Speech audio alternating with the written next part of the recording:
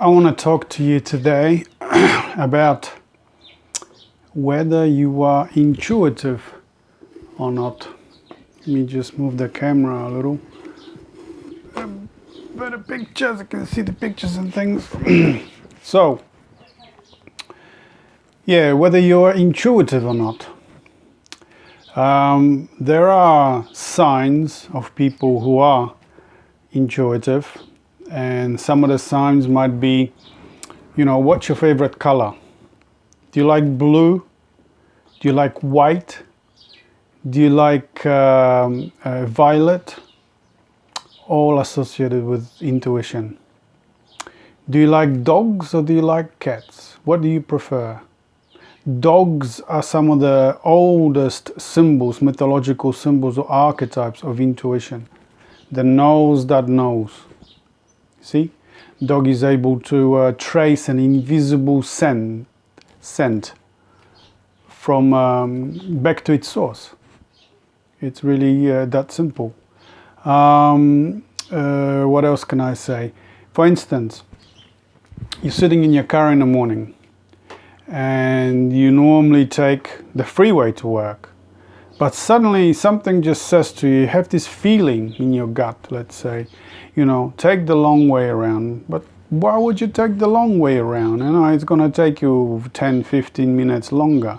Don't drive on the freeway, it says. Something in your head is saying, don't drive on the freeway. And you listen. Most people don't listen. But if you listen, you take the long way around. And you get there 10 minutes, 15 minutes later.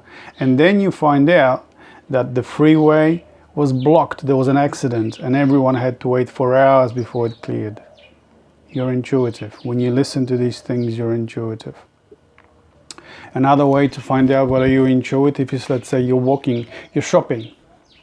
This is a good one. You're shopping, you're walking around and you're looking at the displays in the shops. You're in a shopping center. And suddenly something catches your attention. It's usually a word or a book title. I used to get it. I know people, the people that I work with, a lot of them always say that it's usually a book title that gets them, or a title of a magazine article, or a newspaper headline, then you're intuitive, because what it says in that moment, when you got your attention in that moment, when you read these words, they mean something to you. They are important for you to know. That is to say, you've had a question in your mind. You've asked a question about something you wanted to know, or you already have a relationship established with your inner self, with the soul, and it is the soul that is communicating to you where you are in relationship to it. So the headline, title of a book, you might even just open up a book and the first lines of what it says there, it will have a meaning to you or importance to you. One of my books, I'll show you this one. This is my first book. And it's the way it's designed, it's just to open and read. See? Can you see? Just open and read. So whatever it says. Oh, okay. This is something. I've just opened up here. This is not something that I've planned or anything. Actually, whenever I do these videos, I hardly ever plan. I might put it in my head what I want to talk about, but usually just go on a tangent like I am right now. So this is when I opened on that page, and this is what I wrote. This is all of these poems are mine. This is just mystic poetry. When I speak of the missing half of the Godhead, the divine feminine, the soul, I mean listening to your heart. See? Your intuition. Hence, to have not just a nice and approved traditional life, but your own authentic life, you mustn't only think or talk about intuition, you must use it. So exactly what I'm talking about right now. And it was just random, I didn't plan this. So this is my first book that I published a few years ago. The other one, Where We Dream the Single Dream, it goes into stories. There's all my stories in there, how I by listening to intuition, by listening to dreams and art. This is one of my first paintings, the cover on this painting. So is on this one. I painted them maybe 2 or 3 weeks separate from each other. This one and this one, there is another 2. Originally there were 3, but I painted 4 when I was 20 years old. Yeah. So this book, where we dreamed a single dream, I go from story to story, from the beginning really of my life to really now, of how intuition guided me towards my own unique life and my purpose in life. The dreams and the visions, the art that I had. All of this art is to the center. And the core of the center is feminine. See? She's standing there, up above, on a raised platform. She's in between the 2 dimensions of sky and earth, ground. So she's in the center. So the symbology of pyramids is exactly the same. This is the holy mountain. You know, walking up the holy mountain, or walking like Moses was up on a mountain. This is where he communicated with God. And in all mythologies, you're going to find the sacred mountain. So pyramids have exactly the same meaning of a sacred mountain. And there's your 3. You know, there's the opposites, if you like, and there's the 3rd one that mediates between, and that's the Buddha's middle way. And in this, see, I didn't know anything about this when I painted this. This was painted in 1990 or 1991 perhaps. There's the bridge, and you walk on the bridge between the opposites. And who leads the way? The feminine. And again, she's in blue. This is intuition that leads the way across to the center. This is where the fire burns. The unconsumed fire, or unconsuming fire. The fire that burned the bush through which Moses communicated with God. That's the angel that communicated with Moses. That's the same fire. And many mystics, many gurus talk about a fire. You know, before you can go to the center or find the mythological, your own divine part, you go through the fire. The body, the ego burns away, and what's left? The essence. That's the essence. That's the divine part of you. And here, I was talking just about blue. You cannot really see it, but she's wearing a blue hat. See, I didn't know anything of this mythology back then. This is just intuiting. So that's related to intuition. All of this is intuition. I recommend, especially this, really, really good. It sold really, really well. It's still selling. And this is my first one if you just want to open up and read. You know, just my mystic poetry that I post on Facebook every day. So, going back to how you can tell that you're intuitive. Another way is, for instance, if you have a precognition or you have a dream that is foretelling you something. A lot of, especially women. Men, I've met some men as well, but it is especially women that have a dream, and in the dream that are told or they've seen something, and they associate, they've made their own associations to this events or to the symbology, and in that way it's communicated to them something that is going to happen in the future. If your concern is more to what's going to happen to in the future rather than what's happening now, then you're intuitive. Intuition is always about what's going to happen next, as it were. You know, intuitives are looking forward, looking forward, looking forward. Jung used to say that the intuitives are always poor, or they don't have money, because they don't reap what they sow. They've already moved on to the next thing, to the next thing, to the next thing. And I can vouch for that. You know, you don't kind of hang around long enough to get the rewards from the seeds that you've planted. You don't collect on the harvest, as it were. But that's something you can learn as well. You don't need to always go forward and forward and forward when you're intuitive. You can plant the seeds and you can come back and you can, what should we say, how should I put it? You can repeat the same thing over and over, because if you are, like, for instance, like what I'm doing, I'm communicating a message to to people, and I work with people one-on-one, and I help them find their intuition, and especially help them interpret their dreams and so on. You don't need to learn something new all the time. It is something that it repeats itself in every human being. The archetypal repeats itself, so you don't need to rush forward and find something new every time. You can repeat the message, as it were. You can work with the message because it repeats itself all the time. In this way, you can slowly start to reap some rewards, and there might be a monetary reward for you as well. But like I said before, if you are on this path of being a poet or an artist, especially if you're mystically inclined and you are working as a voice of the soul for the community, there's not going to be huge monetary rewards for you. You're not going to be famous or rich, but you will get enough.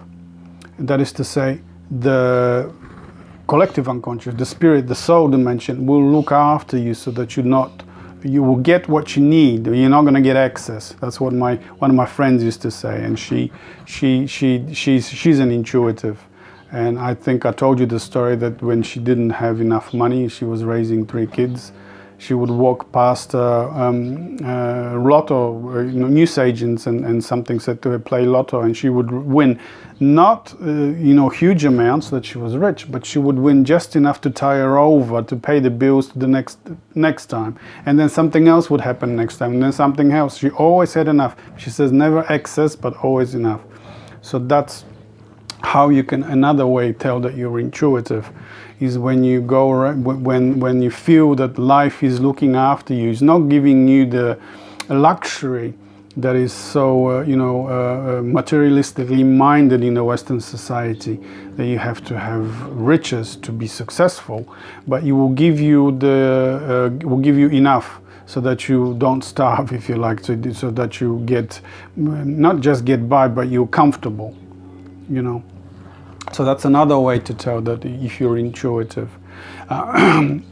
There are very many ways. I've met people who, for instance, I met one poet. He called himself poet from Holland, and he used to carry tarot cards in his pockets.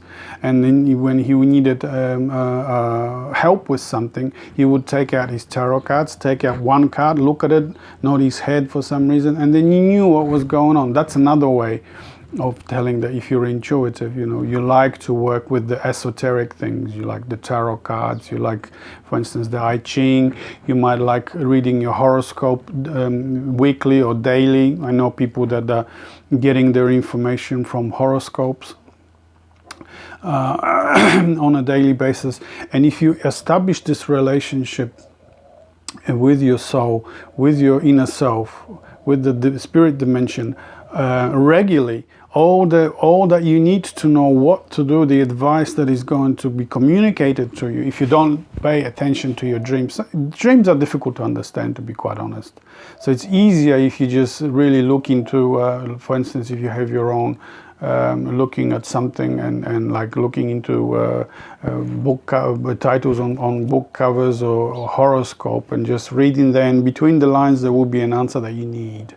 It might be actually what's going to happen as well, and it usually happens, because astrology is important in the sense that there is something called archetypal astrology. That is to say, the alignment of the stars, the alignment of the energy in the universe, and your life, depending on when you were born, interact with each other. So what the stars are saying, the way that the way that it's projected, the whole mythology is in the stars. There's the Venus, and there's Jupiter, and there's this, and there's Mars. These are figures from mythology, from ancient Rome, ancient Greece, and ancient Rome. Yeah. So if you can understand the meaning of that god, symbolic god, of that mythological god, its symbolic meaning and what it means to the soul, you can understand what it means to you and what it means to humanity. It is the day and the hour and the minute that you're born, how the stars have aligned, that then reflects how these stars move around, the ones that have, that are associated with you in your moment of birth. The energy, if you say, from those that you're imprinted with, how that moves, how all these things move in heaven every day or weekly or yearly, that's how your life is going to turn out. So this is archetypal astrology, that you're connected. Your life and the life of the universe is just a single life. There's no difference, there's no separation. So that's another way to tell that you're intuitive, when you start to look into these things deeper and deeper, There's a wonderful story, for instance, in Einstein, how he, discovered the famous formula of relativity, E equals mc squared. He got it just intuitively. He just got that information there. But there was no data. He didn't have any data to support it. So everyone was asking him, so how did you get it? Well, where's all the work that you've put into it? Where's all the research? He says he didn't have that. He just got it. It was intuition, he says. It was imagination, which meant intuition on the bodily level. The body told him. And the story goes that he used to sit in his favorite chair. He had a ball in his hand, and he would contemplate and fall asleep. And in that dimension between falling asleep and still awake, when you hear the birds outside, but you're already hearing what's going on in your dream, he used to get his answers. And the ball would drop, and the moment it dropped, it woke him up, so he'd remember what the solution was. So that's, you can tell that, you're paying attention to these things, to these strange things, to these irrational things, then you're intuitive. Yeah? It's the same story with Nikola Tesla. He used to get his information that way as well. He would walk in the park, and suddenly, bang, something he remembered. A poem, and in that poem would be the answer that he was looking for. He would drop on his knees, draw it in the sand, and there's the answer that he needed. I don't remember the man's name. He discovered four-wheel drive system. Weekly. Anyway, he did the same thing. He was walking on the beach, and he was looking for the solution to the four-wheel drive system, the Land Rover, and he just got it in an instant, Inventors are like that. Inventors are intuitive. So are poets. When poet writes, he doesn't write usually from what he's just read and things like that, but he writes from what comes to him, what you are being what you're downloading, if you like, in your imagination, what comes to you spontaneously. I used to carry a notepad and pen for many years, and I would call it what occurs to me. And all these answers, all the things that I needed to know for practical reasons, and excess, more, the things that are socially or culturally important, or to humanity, what needed to be communicated to humanity. So that's that's intuition. But I have a look at the time, because okay, we got 23 minutes and I'm at 17, I think, or 18, something like that. It's difficult for me to see here. Yeah, I think we're still okay.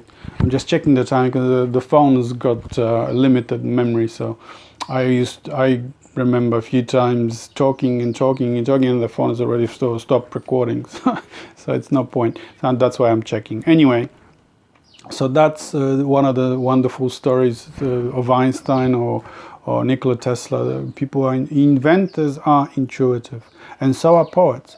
Poets, especially mystic poets. They intuit not so much what is important to them or something about them, but they intuit what is important to society, to the whole community. Obviously Rumi is one of the famous mystic poets, but there are many. Rabia of Basra. Rabia of Basra is a woman. She's a mystic from Iraq, I think, and she lived a terrible life of abuse. I think she was sold as a slave, And so she finally freed herself, after years and years of abuse, and that's when she started to write poetry. And all these things that she needed to communicate to the community, to humanity, came through her. And she would write things like, from memory, why are you just standing there? Don't you know that the door is wide open? Similar to Rumi. There are many mystic poets. There's Kabir, there's Hafiz, one of my favorites. Hafiz, the story goes, he was deeply, he was working as a, oh, it might have been someone else, but I think it's Hafiz. He was working as a helping hand to the local baker, and he fell in love with a woman that was upper class. She was way beyond his class, and he would stand, he was delivering bread to her one day, or to someone, and he saw her in the balcony. He fell in love with her, but he knew that it's not going to, that love would never be replicated. She wouldn't feel the same way. So out of this despair, out of this broken heart, if you like, he started writing mystic poetry. He went beyond love for a physical human being, and that's when it started to come to him, all these messages that are needed to be communicated to the whole community, not just for him. For instance, Muhammad, the saint of Islamic tradition, he used to retire into a cave, and there he meditated. Joseph Campbell says, right, one day just came through him, and that's how the Quran is written. But Muhammad had this vision of an angel, and it is said that the angel communicated to him the Quran. Well, angel, in the symbology, in mythology, in depth psychology, angel is just simply image of intuition, because it is a being that lives below and above. It unites the heaven and earth, your center and your ego. And that's how you can also tell that you're intuitive if you like, figures of angels, or if you like, for instance, crystals. There's another one, crystal balls, because crystal is something which is both in see-through and material, so it's both spirit and matter. There's your intuition again. Crystal balls or rocks. Bowls, because a bow used to be sort of a magical thing, because if you put the ball on the ground and there was strong enough wind, it would roll by itself. That is to say, like intuition, just rolls by itself from one intuitive thought to another. Just like a frog leaping on the leaves on a pond. On your mind, leaping on the images on the insides of in your mind. Frog is, some people like frogs, some people don't like frog, but it's an ancient symbol going back all the way to the Neolithic and even older, because it lives both on water and on land. There's your bridge. There's the dimension in between the opposites, between the inner center and your ego. So if you like birds. Birds are, very old.